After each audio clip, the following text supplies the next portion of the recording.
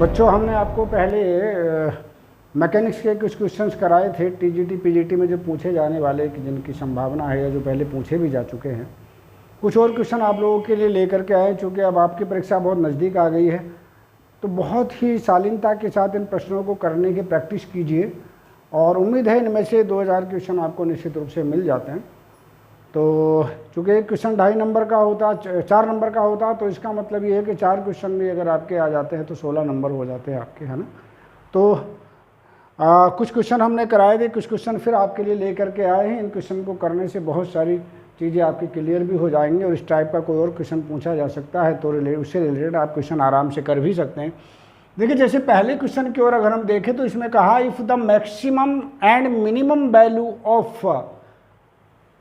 of resultant of two forces are 40 unit and 20 unit respectively, then the magnitude of the both forces are 30 10 unit 25 15 unit 50 10 unit और 35 15 unit. तो इस सवाल को पहले समझ लेंगे क्या मतलब है इसमें। उन्होंने कहा कि दो बलों का परिणामी अधिकतम 40 और न्यूनतम 20 है। दो बलों का परिणामी अधिकतम 40 और न्यूनतम 20 है, तो उनका अलग अलग मैग्नीट्यूड या परिमाण कितना होगा। अब देखिए, अब बहुत आसान सा प्रश्न है। अगर देखें इस टाइप का कोई भी क्वेश्चन आ जाए, अगर 40-20 को चेंज भी कर दें तो आप कैसे कर सकते हैं, कक्षा 2 का बच्चा भी कर लेगा अगर इस चीज़ को आप एक बार आराम से समझ लें। मैक्सिमम फोर्स क्या होता है भाई, मान लीजिए पी और क्यू दो फोर्सेज हैं। अगर पी और क्यू दो फोर्सेज हैं तो मैक्सिमम क्या होता है, पी प्लस क्यू, जिसका मतलब पी प्लस क्यू बराबर 40 हो गया। मिनिमम क्या होता है, पी माइनस क्यू, यानी पी माइनस क्यू बराबर 20 हो गया।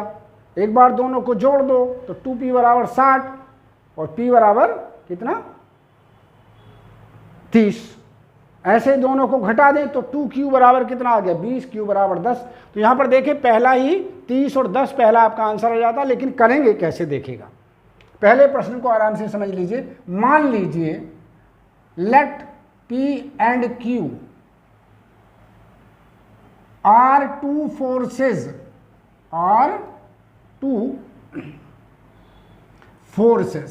मान लीजिए p और q दो फोर्स आपके हैं। वो कह रहे हैं मैक्सिमम क्या होगा मैग्नीट्यूड भाई, मैक्सिमम के लिए क्या लेते हैं भाई, p प्लस क्यू, यानी दोनों का योग बराबर कितना दे रखा, 40 यूनिट के बराबर है। और क्या कहा भाई, इनका मिनिमम कितना दिया, मिनिमम क्या होता है, इनके अंतर के बराबर होता है भाई। ये कितना हुआ जी, ये हुआ p माइनस क्यू और इसका मान हो गया आपका 10। कितना दिया, ये 20 के बराबर दे रहे हैं मिनिमम, ठीक है। अब एक बार दोनों को जोड़ दें भाई, एडिंग कर दें, p और q का मैग्नीट्यूड पूछा है। अगर ऐड कर दें तो 2p बराबर हमारे पास आ गया 60, तो p का मान आ गया हमारे पास 30। जब p का मान 30 आया तो p का मान यहाँ रख दीजिए, p का मान यहाँ रखेंगे तो q का मान आ गया आपका 10 यूनिट के बराबर। तो आंसर हो गया 30,10। क्या आंसर हुआ, इस प्रकार से देखें ये आपका आंसर बन गया। तो इस तरह से कोई भी क्वेश्चन अगर आपका आ जाता है, मैक्सिमम का मतलब दोनों को जोड़ दीजिए, मिनिमम का मतलब दोनों को घटा दीजिए। 20 और 40 की जगह पर कुछ और भी आएगा तो आपको करने का यही प्रोसीजर होगा। और बिना पेन यूज किए कैसे यूज कर सकते हैं भाई, एक बार दोनों को जोड़ के आधा कर दो, 20 और 40 और 20 60 का आधा 30, तो 30 यहाँ पर आ रहा। हमें पहले ही पता लग गया कि इसी में 30 और कहीं 30 है ही नहीं, तो आंसर यही होगा हमारा। अब 40 में से 20 घटाइए, 20 बचा उसका आधा कर दीजिए 10, तो 10 यूनिट हो गया हमारा। तो यही आंसर होने की सबसे, यानी एक्चुअल में यही आपका आंसर हुआ।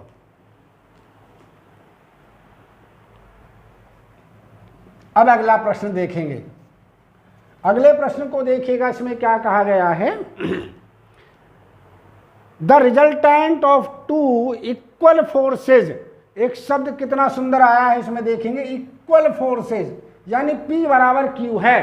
सवालों को हाथों हाथ समझते चलेंगे। If resultant of two equal forces inclined at an angle alpha is half of the resultant when the inclination they inclined at an angle beta. प्रश्न को समझ लेंगे कि दो बराबर फोर्सेज हैं यानी P बराबर Q है, उनके बीच का कोण अल्फा है, रिजल्ट अल्फा है, तब जो रिजल्टेंट प्रेशर रिजल्टेंट फोर्स आता है वो जब उनके बीच एंगल बीटा है उसका आधा के बराबर है। यानी जब दो बराबर फोर्सों के बीच कोण अल्फा है तब रिजल्टेंट उनके बीच बीटा कोण का आधा है। तो तब आपको बताना इनमें से कौन सा रिलेशन सही है। चलिए देख लेते हैं। हम जानते हैं कि जो दो फोर्सेज होते हैं उसके लिए फार्मूला है। क्या फार्मूला है? रिजल्टेंट बराबर होता है किसके? आर स्क्वायर बराबर p square plus Q square plus 2 times P Q cos alpha. ये फार्मूला होता है। उन्होंने कहा यहां पर क्या भाई कि अल्फा को थीटा कर देते, बाद में चेंज कर लेंगे नेचर इनकी भाई। चले मैंने थीटा कर दिया उनके बीच का कोण अगर है। यहां पर है आपको क्या एक चीज उन्होंने दे रखी है कि गिवन है आपका, गिवन दैट दोनों फोर्स बराबर है। इक्वल शब्द का जिक्र आया है किसका? देखे इक्वल फोर्सेज, बराबर बल है दोनों, जितना बल P है उतना ही बल Q है। बस ये आप कर दीजिए सवाल में। तब देखें तब क्या बना, ये बना आर स्क्वायर बराबर p square plus p square, यानी p square plus p square करेंगे तो 2p स्क्वायर हो जाएगा। 2p स्क्वायर प्लस यहाँ भी 2p, क्योंकि q की जगह पर p करेंगे, 2p square cos of alpha. अब 2p स्क्वायर को मैंने कॉमन कर लिया तो यहाँ बचा 1 प्लस कोस अल्फा हमारा। इसको हमने r1 मान लिया, r1 स्क्वायर। इसको हमने बॉक्स में बंद कर दिया और समीकरण नंबर 1 डाल दिया। दूसरी बार में क्या कहा भाई? दूसरी बार में कहा कि जब उनके बीच कोण बीटा बन रहा हो, कितना? एंगल बीटा बन रहा हो। ध्यान से देखिएगा। तब क्या करेंगे भाई? तब r2 मान लेंगे। मान लीजिए r2 स्क्वायर का मान सेम लिख दिया मैंने, कोई फर्क नहीं, बस कोण को ही चेंज किया। किसको चेंज किया? केवल कोण को चेंज किया। ये देखेंगे आप भाई, बस सवाल आपका होने जा रहा है। क्या कहा भाई? ये इसका आधा है। कौन सा? r1 आधा है r2 का। इसका मतलब r2 r1 स्क्वायर बराबर r2 स्क्वायर। मान रख दो रे बच्चों, इसको 2 से गुणा करो, ये हो गया 4p square into 1 plus cos alpha बराबर 2p square into 1 plus cos beta. ये हुआ हमारा। तो अब क्या करें भाई? p स्क्वायर से तो p स्क्वायर काट दीजिए, 2 से 2 काट दीजिए, तो यहाँ पर आया 2 इंटू 1 प्लस कोस अल्फा बराबर 1 प्लस कोस बीटा हमारा। इसको हाफ एंगल में पूछा आंसर। क्या आंसर किसने पूछा? जरा आंसर को अगर देखेंगे आप तो ये आंसर पूछ रहे हैं किसमें? हैं कोस बीटा कोस अल्फा में इसका आंसर पूछ रहे हैं, या कोस बीटा बाई 2 में भी कई बार पूछ रहे हैं कि यहाँ पर कोस बीटा बाई 2 में पूछा। हाफ कर दीजिए भाई इसका मान हो गया 4 कोस स्क्वायर अल्फा बाई 2 और इसका मान हो गया कितना? 2 कोस स्क्वायर बीटा बाई 2 के बराबर हमारा हुआ। ठीक है, तो इस प्रकार से ये हमारे पास हो जाता है। ठीक है, अब क्या करेंगे भाई? यहाँ पर तो हाँ यहाँ चल रहा था आपका 4, यहाँ हो गया आपका 2, दुगुना कर दिया हमने। ठीक है, अब इसको क्या करें?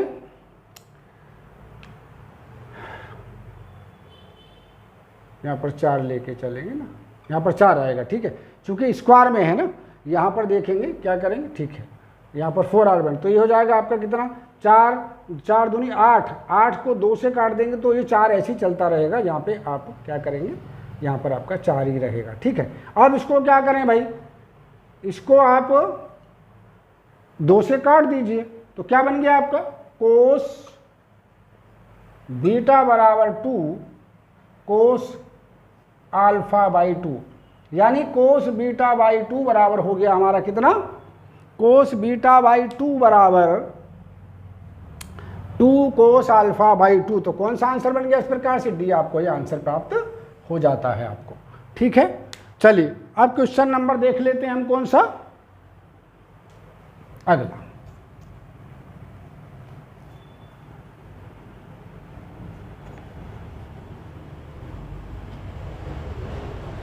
तो ये क्वेश्चन भी आपका कंप्लीट हुआ। कौन सा? दूसरा भी आपका ये कंप्लीट हो जाता है। तीसरे क्वेश्चन की ओर आ जाते हैं, जरा देखेंगे। If the radial and transverse velocities of a particle are always proportional to each other then the path is a parabola, a circle, equiangular spiral और नन ऑफ दीज।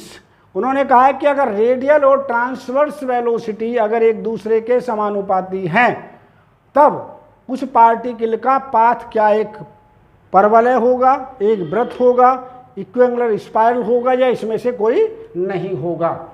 तो देख लेते हैं क्या करते हैं भाई। उन्होंने दो शब्दों पर ध्यान देंगे। उन्होंने कहा कि रेडियल वेलोसिटी और ट्रांसवर्स वेलोसिटी एक दूसरे के समानुपाती हैं। तो रेडियल वेलोसिटी क्या होती है भाई बच्चों, ये पता होना चाहिए। रेडियल वेलोसिटी होती है dr/dt, समानुपाती है। प्रोपोर्शनल का मतलब समानुपाती है, किसके? ट्रांसवर्स वेलोसिटी के। ट्रांसवर्स वेलोसिटी क्या होती है? r/d(θ/dt हमारा ये हो जाता है। अब प्रोपोर्शनल का चिन्ह जब हम हटाते हैं बच्चों, तो क्या करते हैं भाई, dr/dt बराबर लगा देते हैं जब इसकी जगह पर, तो यहाँ पर एक कांस्टेंट जोड़ देते हैं। ए जोड़ दीजिए, या फिर जो आपका मन हो वो आप जोड़ सकते हैं, है ना। ए भी लिख सकते हैं, ए या के जोड़ सकते हैं, dθ/dt। आर को इसके नीचे ले आओ, ये बन गया dr/r। dt से dt को हटा सकते हैं आप, इनटू ये आपका आ गया dr हमारा, सॉरी ये हो गया आपका dθ हमारा। दोनों तरफ इंटीग्रेट कर दीजिए, यहाँ भी इंटीग्रेशन और यहाँ भी इंटीग्रेशन। इंटीग्रेशन करने पर ये हो गया आपका log r बराबर a θ plus log capital B जोड़ दीजिए, चाहे तो लो ये मैंने B जोड़ दिया। r बराबर क्या हो गया भाई, b e की पावर स्मॉल a θ। ये किसका समीकरण है? इक्विएंगुलर स्पाइरल। क्या है? इक्विएंगुलर स्पाइरल का समीकरण है। इसलिए पाथ क्या हो जाएगा आपका? पाथ हो जाएगा आपका इक्विएंगुलर स्पाइरल, आपका ये पाथ हो जाएगा। अब आपको याद क्या रखना है भाई? याद कैसे रखना? आप सवाल को, प्रश्न को सुन लेंगे, वहाँ हल नहीं करेंगे एग्जाम में, तो आपको आंसर देना। अगर रेडियल और ट्रांसवर्स वेलोसिटी एक दूसरे के समानुपाती हैं, तब उस पार्टिकल या उस का जो पाथ होगा वो इक्विएंगुलर स्पाइरल होगा। वो क्या होगा? इक्विएंगुलर स्पाइरल होगा। फिर याद रखेंगे, अगर किसी भी पार्टिकल की रेडियल और ट्रांसवर्स वेलोसिटी एक दूसरे के समानुपाती है, प्रोपोर्शनल है, तो उस पार्टिकल का जो पाथ होगा, यानी जो जिस मार्ग पर वो चल रहा होगा, वो इक्विएंगुलर स्पाइरल होगा हमारा। चलिए आगे देखेंगे। नेक्स्ट क्वेश्चन को देख लीजिए प्यारे बच्चों। नेक्स्ट क्वेश्चन में क्या कहा भाई? क्वेश्चन नंबर 4 को देखिए भाई। इसमें कहा है if a particle at a point r θ at time t, then the transverse accelerations will be. किसी भी गति करते हुए एक पार्टिकल, एक कण की ट्रांसवर्स वेलोसिटी क्या, एक्सेलरेशन क्या होगा, ये बताना है कि इसका जो ट्रांसवर्स एक्सेलरेशन है वो कितना होगा। वैसे तो आपको याद होना चाहिए भाई ट्रांसवर्स एक्सेलरेशन होता क्या है, क्या होता।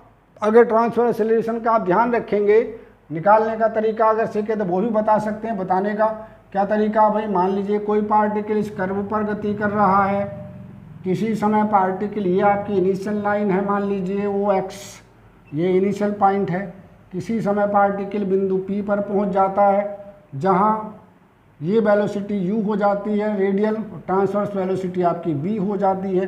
कुछ समय पार्टिकल आपका b बिंदु पर पहुंच जाता है भाई, ये a यहाँ पर, यहाँ ये वेलोसिटी आपकी u प्लस डेल्टा u हो जाती है, इधर को velocity v plus delta v हो जाती है।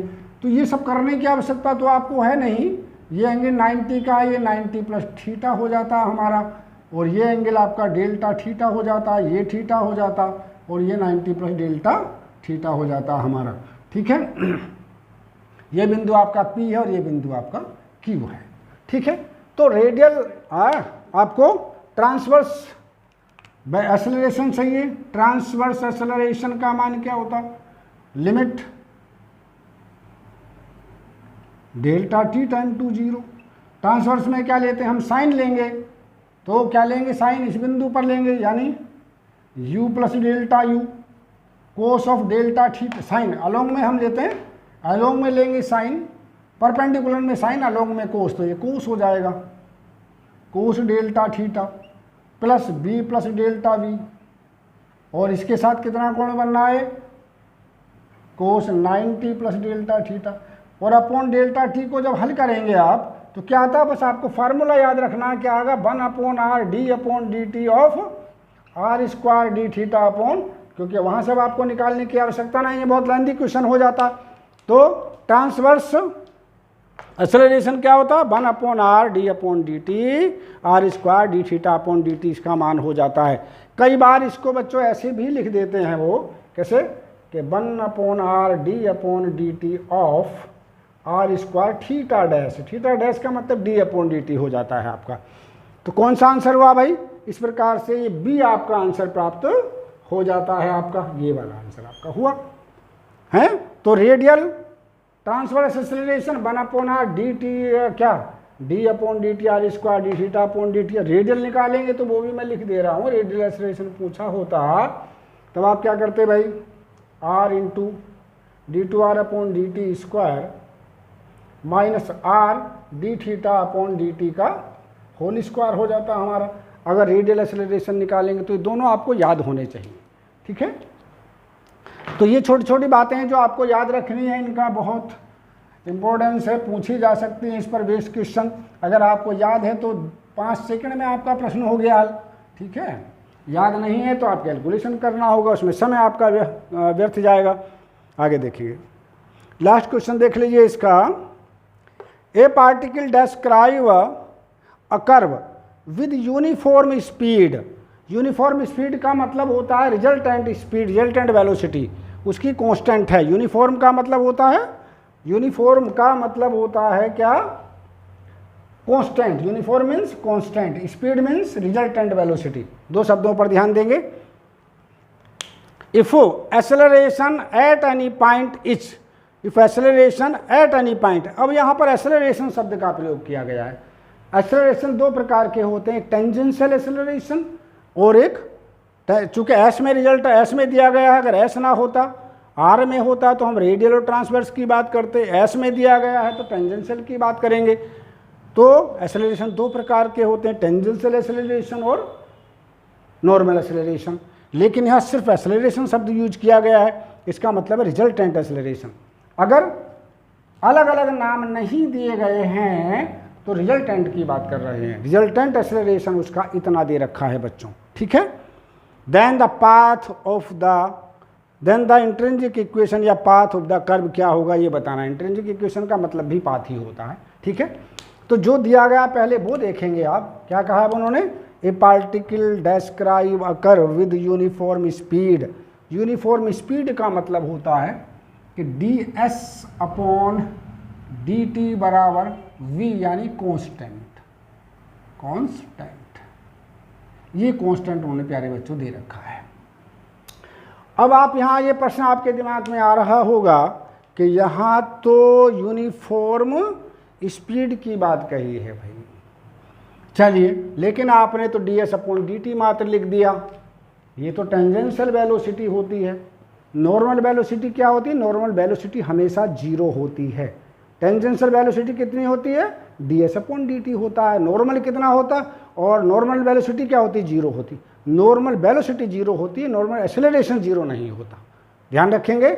नॉर्मल वेलोसिटी जीरो होती है, नॉर्मल एक्सेलरेशन जीरो नहीं होता हमारा। तो यहाँ चूंकि वेलोसिटी शब्द का जिक्र है तो ds अपॉन dt ही b के बराबर होगा, जो कांस्टेंट होगा। क्यों, रिजल्टेंट का मतलब टेंजेंशियल नॉर्मल को जोड़ के उसका स्क्वायर करते, स्क्वायर करके अंडर रूट दे देते, लेकिन चूंकि नॉर्मल तो जीरो आ रही है तो नॉर्मल को हमने यहाँ पे ड्रॉप डाउन किया, छोड़ दिया बिल्कुल, ठीक है। अब क्या निकालें भाई, d2s अपॉन dt स्क्वायर।